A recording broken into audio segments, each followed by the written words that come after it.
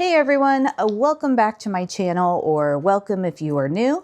My name is Tonya, and on my channel I share a lot of different bookish content such as recommendation videos, book hauls, reading vlogs, TBR videos, all the bookish things with a little bit of some lifestyle stuff thrown in there too.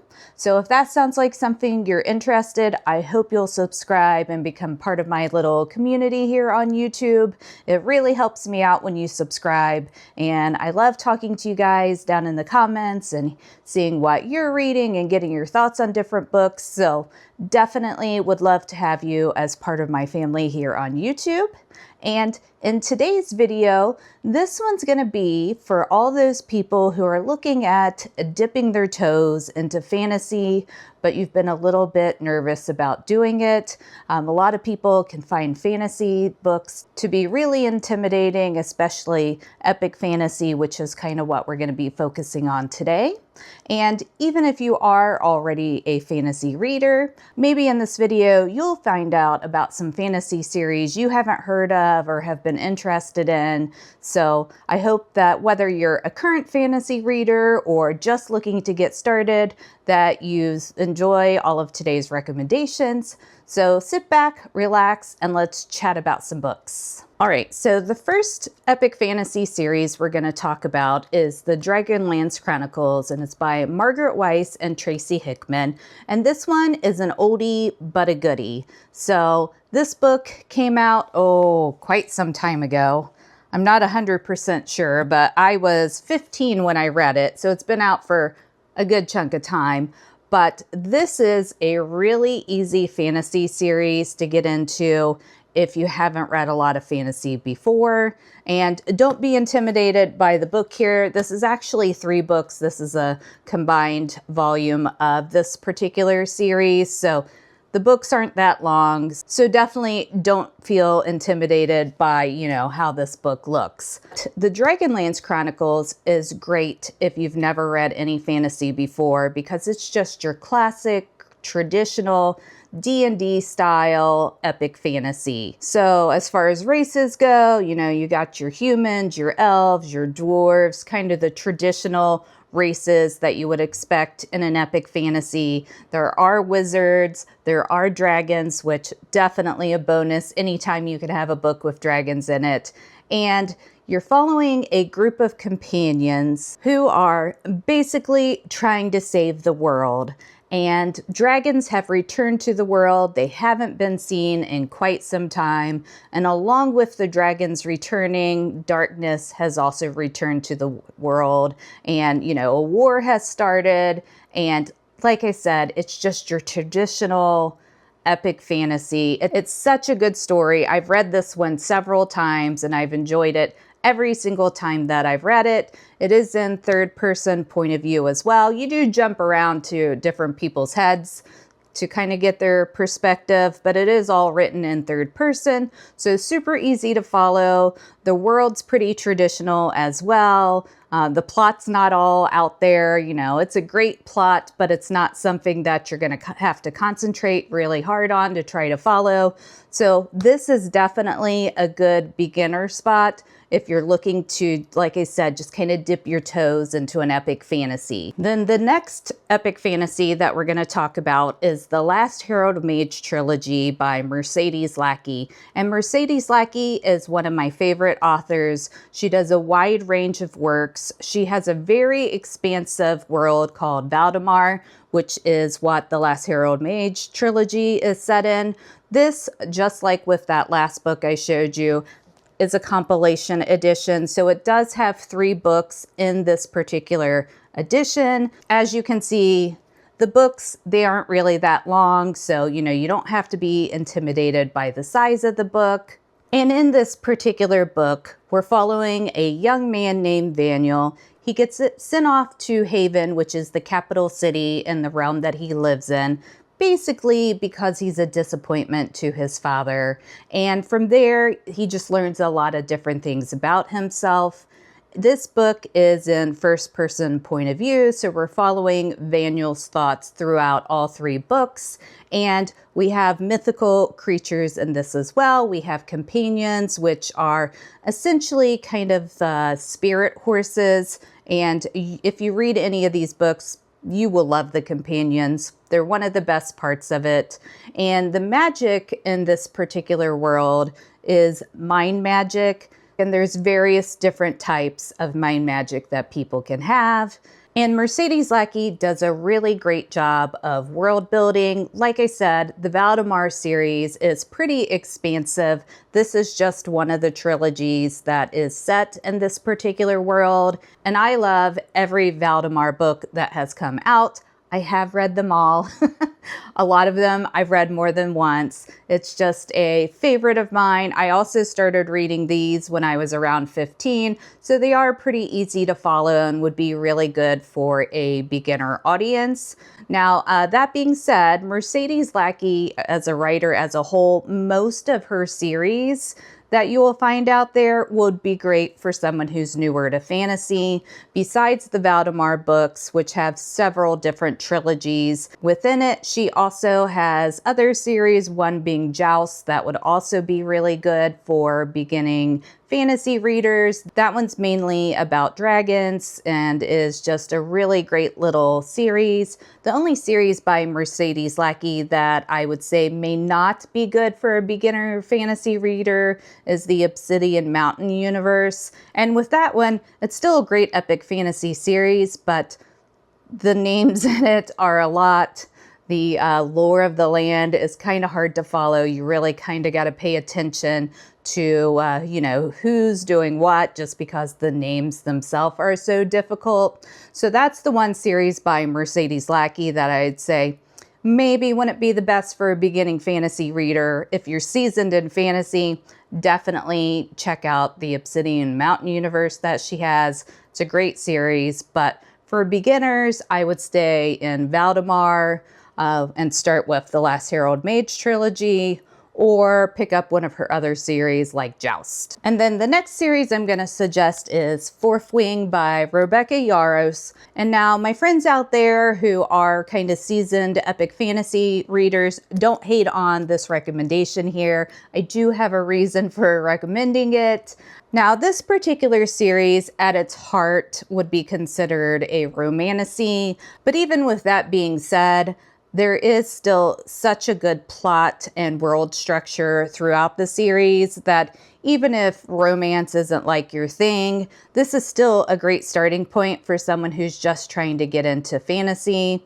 Rebecca Yarros, her writing is really easy to read. And while there are a lot of characters in this particular series, the first book, it's contained a little more. It's a little easier to keep track of, who's who and who's doing what. As the series goes on, the number of characters and points of views gets more complex, but this first book is a really great entry point, and there's dragons and dragon riders. So if you're interested in fantasy, dragons are always appealing, and this is a great series to get started with. Then the fourth series we're going to talk about as being a good starting point for getting into epic fantasy is the Mistborn Saga by Brandon Sanderson.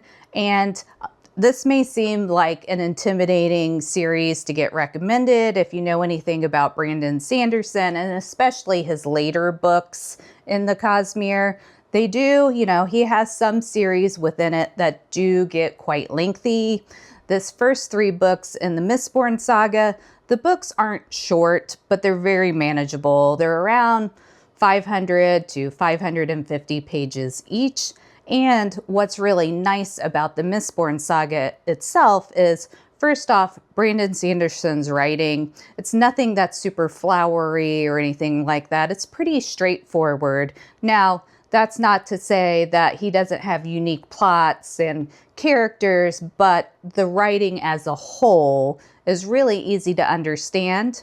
And the first book in the Mistborn Saga, it basically stays in one city for almost the whole book. So you don't have to worry about, where we're traveling to now, or what was this city called or that realm called.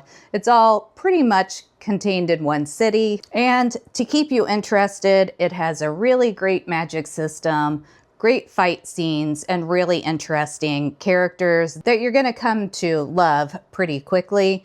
And that's why I think this is a great starter series to not only begin your epic fantasy journey, but also to dip your toes into a writer that some people are intimidated by, like Brandon Sanderson. Then the last series that I'm going to recommend is the Bloodsworn Saga by John Gwynne. The first book in that series is The Shadow of the Gods.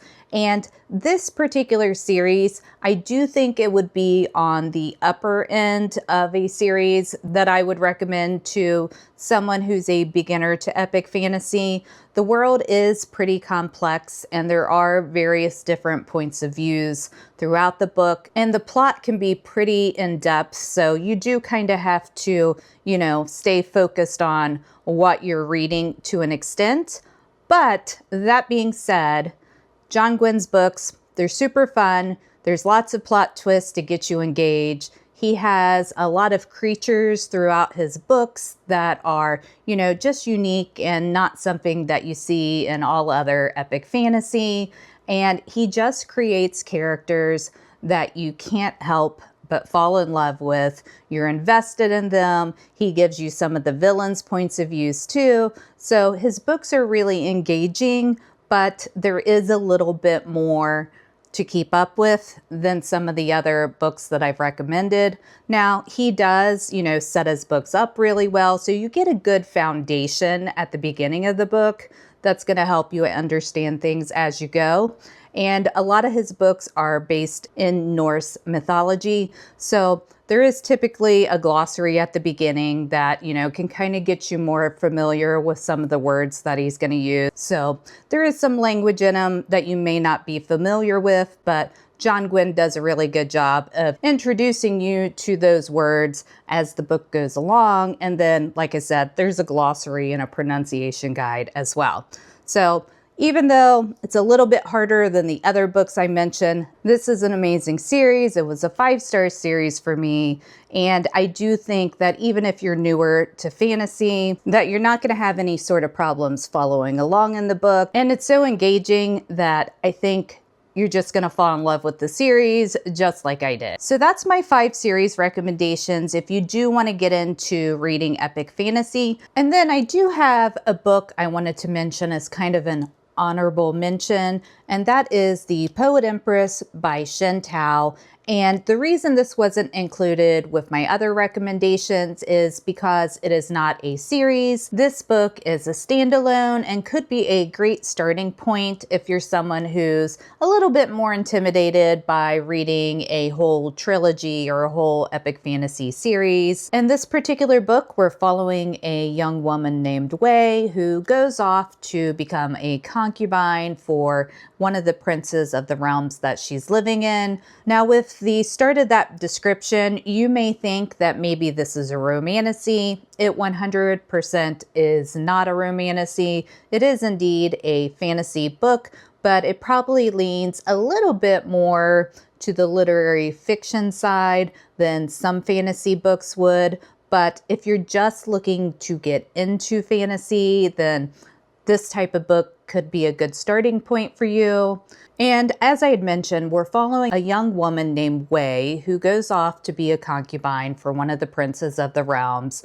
And once she gets to the palace, she finds out how horrible this prince actually is.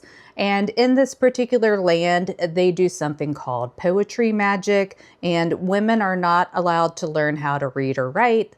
That way they won't have access to this magic. And as Wei is in the palace and sees what's going on, she realizes that she's going to need to learn how to read and write so that she can do magic in order to survive being with this prince. So that's kind of a general background of the book. The plot, super easy to follow. The writing's really pretty and easy to read. Now, one thing I will say, This book covers a whole lot of dark topics, so you do want to look at the trigger warnings before you jump into this one. I know from the sound of it, it may not seem like it could be very dark, but there definitely are some really hard things that happen in this book. But even with that being said, I think it would be a great place to start your fantasy reading journey just because the writing is so beautiful. The story is very meaningful, and this is kind of a good stepping stone from something like a literary fiction into more of a fantasy-based read. So definitely would highly recommend this book. I gave it 5 stars. Absolutely loved it. And I do think it could be that good beginning point that you may need to get into fantasy if you are someone who's intimidated by series. So that's going to be it for today's video. I hope you enjoyed hearing all of my recommendations to get you started reading epic fantasy. And if you've made it this far in the video, leave me a book emoji down below so that I know who made it to the end. I hope you have an amazing rest of your week. Take care, keep reading, and I'll catch you in my next video. Bye!